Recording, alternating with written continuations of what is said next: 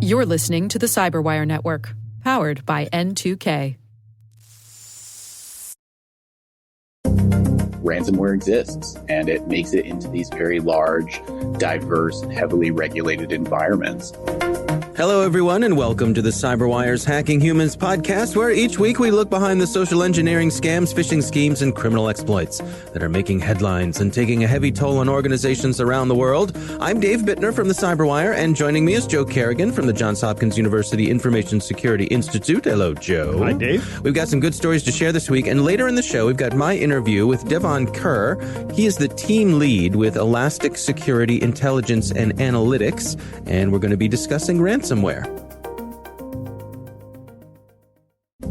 And we are back. Joe, before we dive into stories this week, we got a little bit of feedback from a listener. All right. A letter from someone. They wrote in and they said, my ex-wife just refinanced her house. The entire affair was conducted at her house.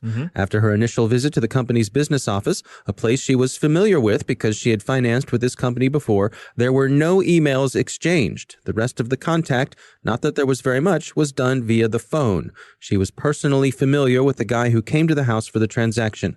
I got the impression that the reason the refinancing company did it this way was to eliminate email fraud possibilities by essentially eliminating emails. Interesting. That is interesting. Yeah. That may very well be the case. Yeah, sort of going old school, taking it offline. That's right.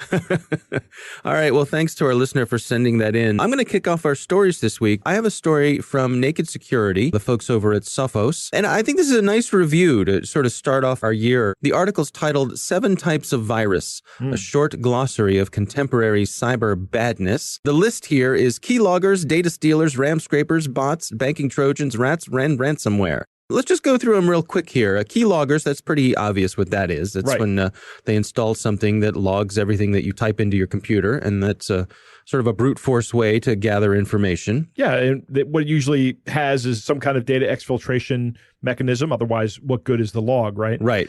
Sending it off somewhere. That lets people go off. And generally what they'll look for is like tabs or clicks between two pieces of information. That's usually a username, or that can be a username and password. The second one is data stealers. This is similar to a keylogger, but it does a little more rooting around in your system, and it's doing pattern matching. So it's looking for certain things like credit card numbers, ID numbers, passwords, email addresses, all those sorts of things. And again, sending it off to the bad guys. This third one, a RAM scraper. Explain to us what that one is, Joe. So a RAM scraper is something that looks at the active memory in your PC. And a lot of times in that active memory, you might have things like keys, symmetric encryption keys that you might be using to conduct a secure transaction with a website. Or you might have passwords in there. So by going into the RAM, this is stuff that hasn't been written to your hard drive. Right. So it's sort of more temporary, ephemeral information that wouldn't be expected to be permanently retained. One of the big advances in our computers these days, I mean, how many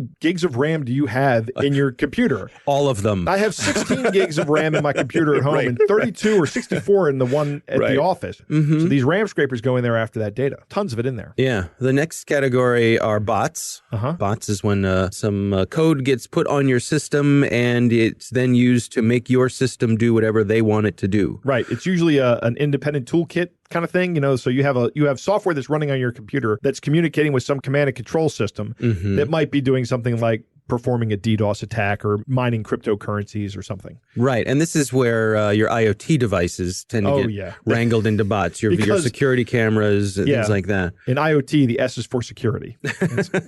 Right. It's funny. The next category is banking trojans. Yep. Very dangerous pieces of equipment. They go after specifically target your banking information for the purpose of stealing access to your accounts. Next up are rats, remote access trojans. Or some people call them remote access tools. But these are something that kind of have a legitimate use. Think about the phone call we get where it's Joe or Dave's lifetime technical support from the parents, right? Yes. And you don't want to drive over to the house. So you put a remote administration tool on their system and you log in and you can help them out without having to go over there. But that same functionality can absolutely be used as a malicious vector. Yeah, and this is one we hear of where a lot of the tech support scams. Exactly. It's the first thing that tech support scams do is they say, go install this remote access tool so we can get on your computer. Yeah, and if you give them that access, they have complete control of your computer, Yes, more or they do. less. And then the last category here, saving the best for last, Right. is ransomware. Something we talk about here a lot, and that's where they get a hold of your computer and they start encrypting files, and they tell you that in order to get those files back, you have to pay them some money. Yep. And you may or may not get those files back. That's right. Some ransomwares are not ransomware. They're just fake ransomware. It's easier to just wipe someone's hard drive and then tell them that you encrypted the files. They've got some good tips here to try to prevent these sort of things. Of course, keeping your systems up to date. They say patch early and patch often.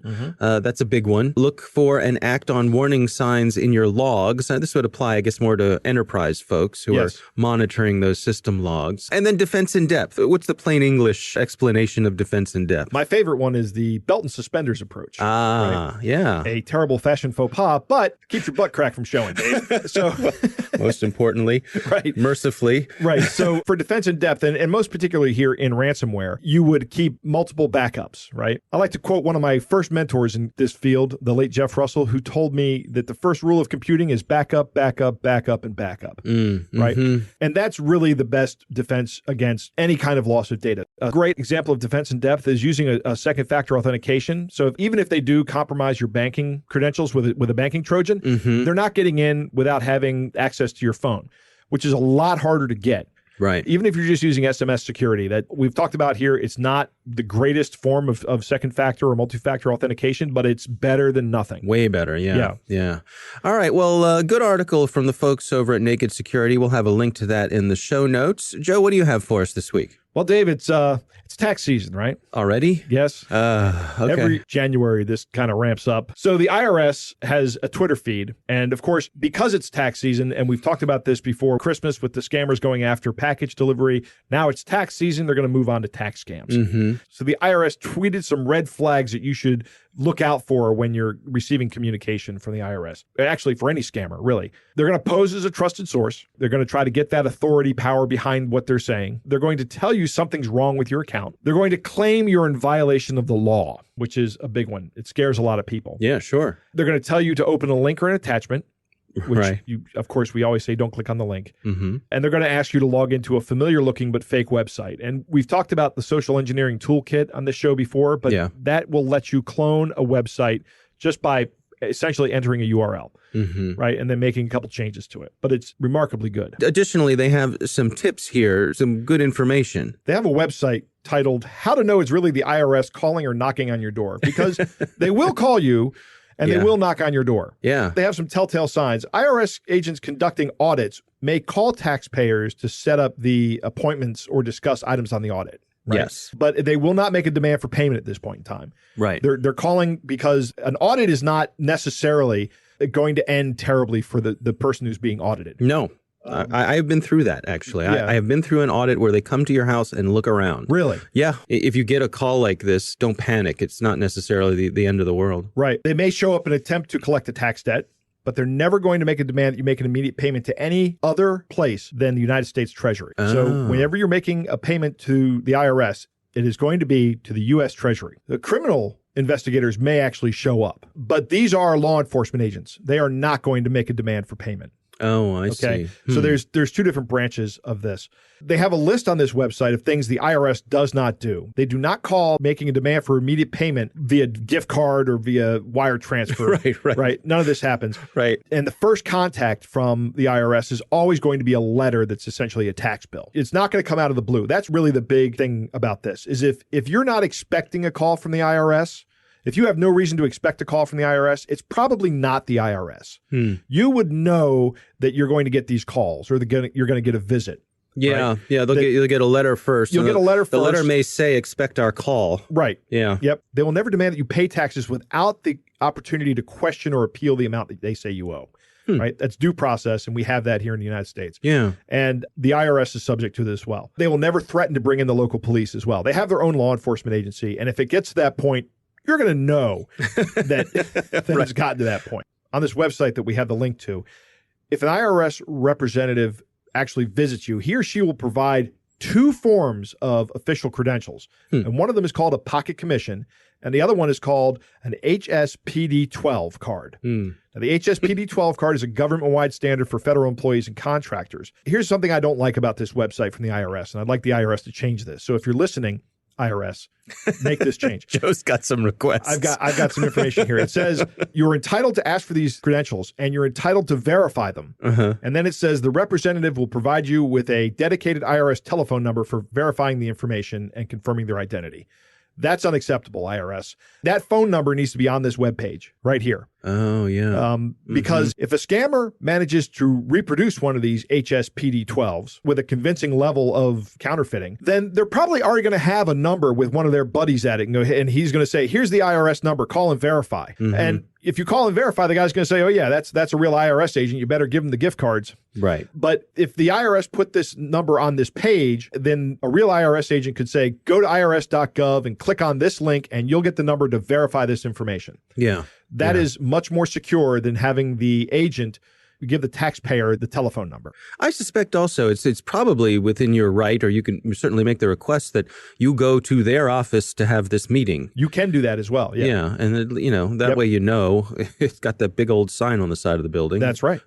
All right. Well, it's good information and certainly something to keep an eye out for this time of year. These IRS scams, they are all over the place. It's going to be thick with them this year. Absolutely.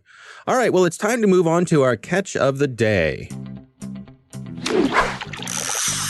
Joe, our catch of the day was sent in by a listener. This is a romance scam from someone claiming to be Sofia. I'm going to read it here, but before I do, I want to describe the image that came along with this picture.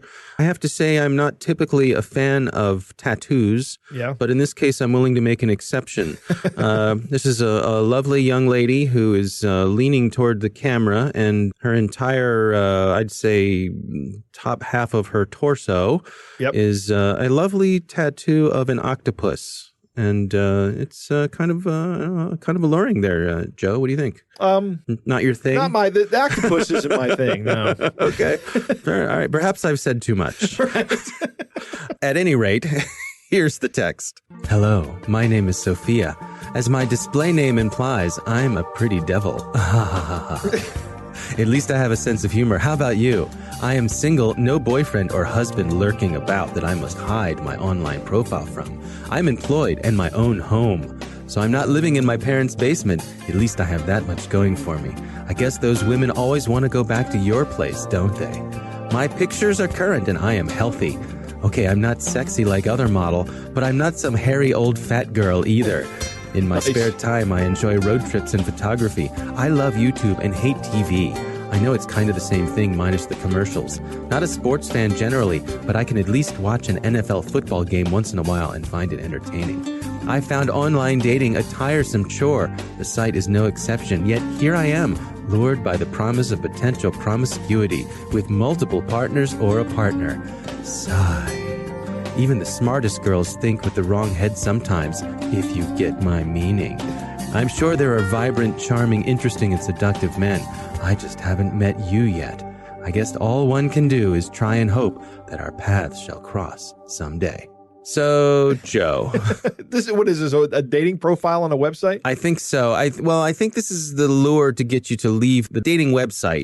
And go on to the second platform. Yes, right. To take you away from the safe... Dave, I don't know why we've never said this before, but, there's an old adage about when you're out with a new group of people. Yeah. It's never go to the second location, right? Oh, right. If you're at a bar and somebody says, hey, let's go back to my place, and this is someone you've never met, you say, no, we'll hook up later. Bye. Yeah. Right? Yeah. This is the same thing with dating sites. When somebody says, let's get off this site and go to another site, that's going to a second location. It's the same thing as going to someone's house where you're going to wind up in a bunch of pickle jars in the basement. All right. Well, that is our catch of the day. Coming up next, we've got my interview with Devon Kerr. He is the Elastic Security Intelligence and Analytics team lead, and we're going to be chatting about ransomware. And we're back. Joe, I recently had the pleasure of speaking with Devon Kerr. He works at Elastic Security Intelligence and Analytics. He is their team lead, and we had a good conversation about ransomware. Here's my conversation with Devon Kerr.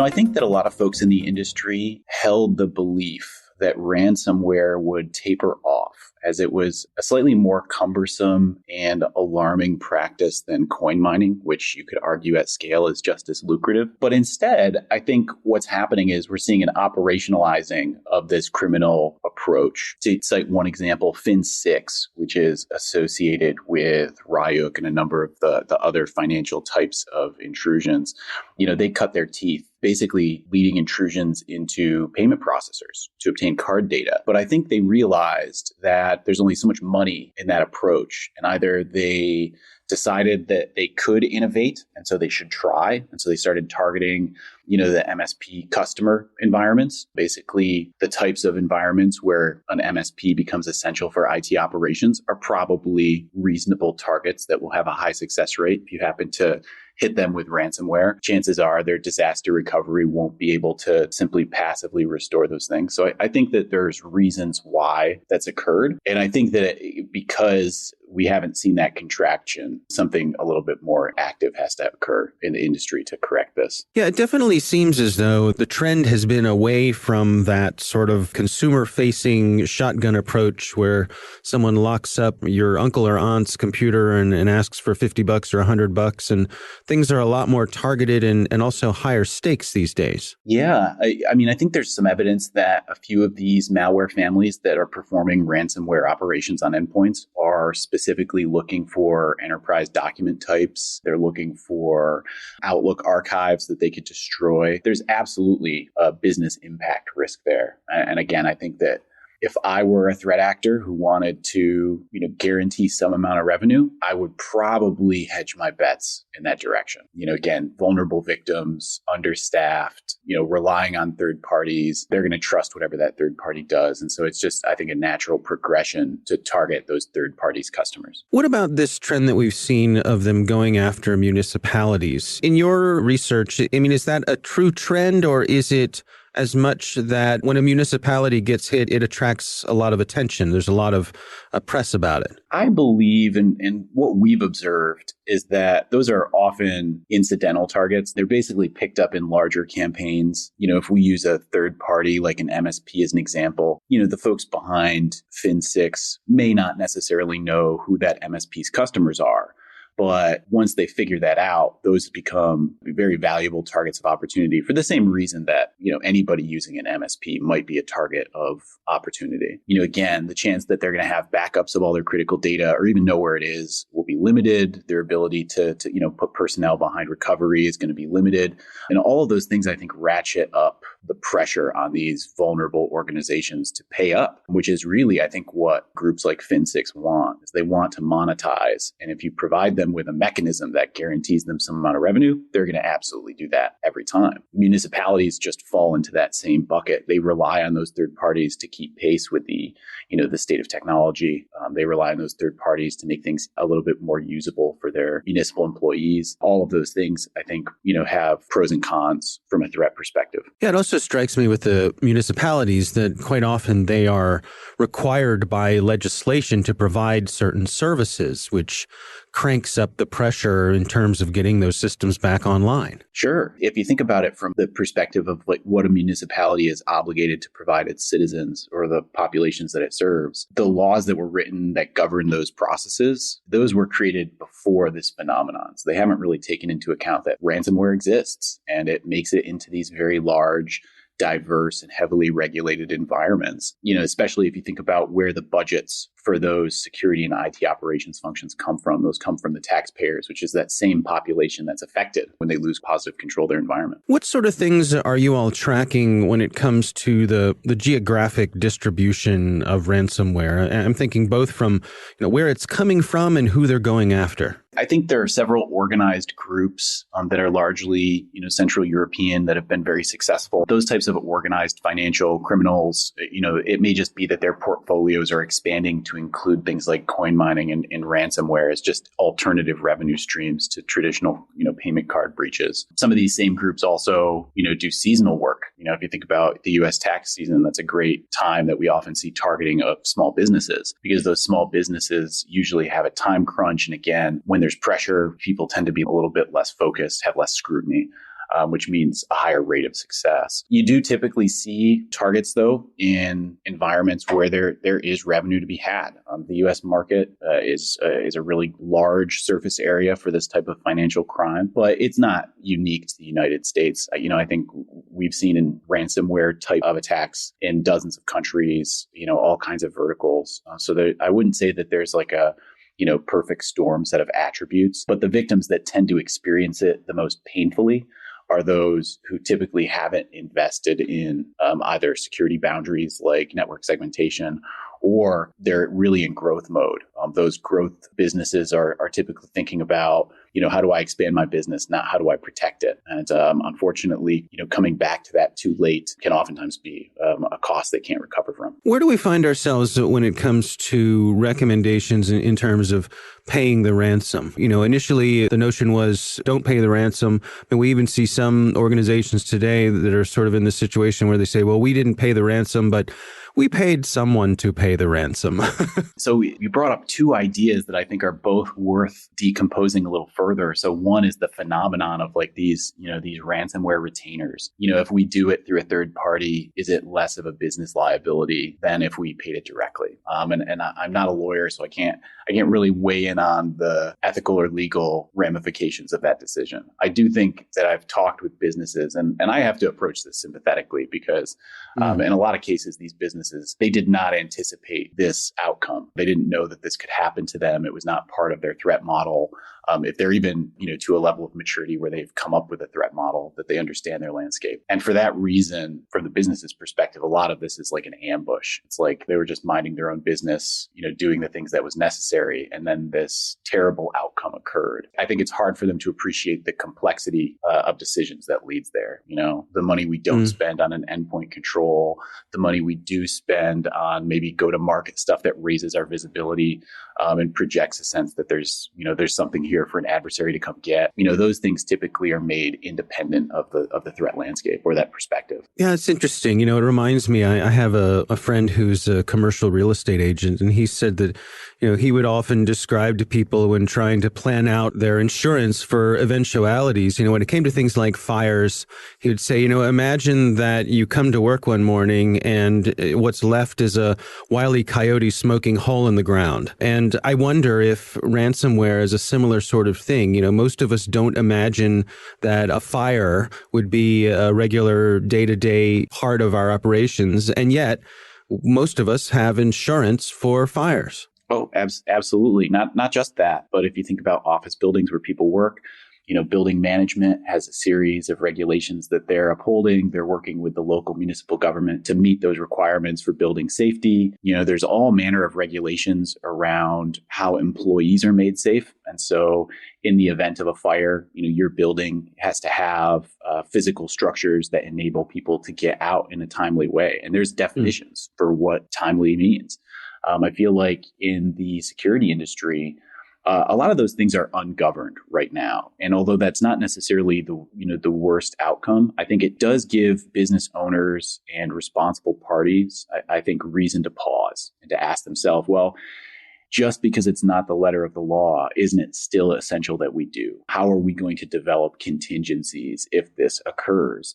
And again, just make sure that it's part of an active decision-making process and not just some passive, secondary afterthought. Those are the customers, I think, that get hit the hardest, where for them, it's like, well, we meant to get around to this and we knew it was going to be bad, but so much other stuff came up that we prioritized ahead of this because we just thought it was unlikely. Those are the ones that typically get caught unawares, and it's a much more expensive process. And it's expensive, I think, for a lot of reasons, but one of them is it exposes, some of the ad hoc decision-making that goes into infrastructure. And those things generally have to be fixed, which is, a human cost, either time or dollars. Interesting stuff from Devon, yeah? Yeah, indeed. Ransomware is a big problem, and one of the reasons it's still a big problem is because it works. Disaster recovery, particularly IT disaster recovery, is not mature enough on a broad enough scale to prevent ransomware. If everybody had really great, mature disaster recovery programs, ransomware would go away because nobody would make a penny from it, because they would say, you pay us the ransom, and people would say, well, we'll just restore from backups. Right. And be done. But Devon makes a great point about this. And one of the things he said was that organizations that are in growth mode may not be focusing on disaster recovery or ransomware as a threat vector. Mm-hmm. Yeah, right? We'll get around to that when things calm down. Yeah. I don't understand how ransomware is not part of people's threat models. He says that in the interview as well. He talks about how it comes as a surprise to most people. And maybe that's because I'm steeped in the cybersecurity culture, that this is actually one of the most terrifying things that I think an organization can go through. It can absolutely just destroy your organization if all your data is gone and you haven't made plans for getting it back. Yeah. I wonder, are we at the point still where it's likely that you don't know someone whose business was affected by this? You know what I'm saying? Yeah. I know plenty of businesses that have been affected by it, but I don't know those folks. If one of your colleagues has a business that burns down, chances are you're going to make a call to your insurance agent and say, listen, I just want to check in and make sure I'm good here. Right. And that's another point that you made, is the Wile E. Coyote smoking hole in the ground. Right. I love that analogy. It's one of my favorite things. The mitigation for that kind of physical damage is very similar to the mitigation for a ransomware attack. If I have offsite backups of my data, offsite, offline backups, then a smoking hole in the ground is not a devastating hit to my business in terms of the data. Yeah, I can get the data back. It's a nuisance rather than a business killer. Well, yeah, I mean, it may be a business killer for other reasons. Mm-hmm. I mean, you may have like all my inventory was in there. Now I have just-in-time inventory needs. And it could be a myriad of reasons, but the data recovery portion of it, the recovery is a lot simpler if you have offsite backups. Speaking of nuisance organizations, he talks about coin mining malware. I think that's a lot bigger than we know. I think that there is huge amounts of that going on, but it's non-destructive and essentially a nuisance, right? Mm-hmm. So people really don't see what's going on. And sometimes when these guys get in there, what they do is they secure your system. Yeah. They don't want their coin miners going offline. Right. They kick everybody else out. Right, that is a real thing where a coin miner will come in and it'll basically disinfect your system of other malware because it wants to be running in a pristine environment. Yeah, it's almost like this symbiotic relationship that companies might have with malware writers who all they ask for is a little bit of electricity and you pay for it. Right. And in return, they keep your machine free of other things because it's in their interest to do so. Folks in the security biz thought that we're seeing a shift away from ransomware towards coin mining. Right. And it was for that reason, because coin mining can run in the background and not really draw a whole lot of attention to itself. But I think partially because the price of things like Bitcoin hasn't gone vertical the way that a lot of people thought it would. Right. It's made it less profitable. But also, I think, like Devon said, ransomware has become more sophisticated and more business-like as well. Yeah, that is 100% correct. These guys have help desks to help you decrypt your data, some of them do, when they actually infect your system with well-written ransomware. Now, these ransomware applications are actually getting better, over time as people learn their mistakes and they develop new applications or new malware that goes in and encrypts your files. But it is in their interest to help you get that data back when they encrypt it. Thanks to the Johns Hopkins University Information Security Institute for their participation. You can learn more at isi.jhu.edu. The Hacking Humans podcast is proudly produced in Maryland at the startup studios of Data Tribe, where they're co-building the next generation of cybersecurity teams and technologies. Our coordinating producer is Jennifer Iben. Our executive editor is Peter Kilpie. I'm Dave Bittner. And I'm Joe Kerrigan. Thanks for listening.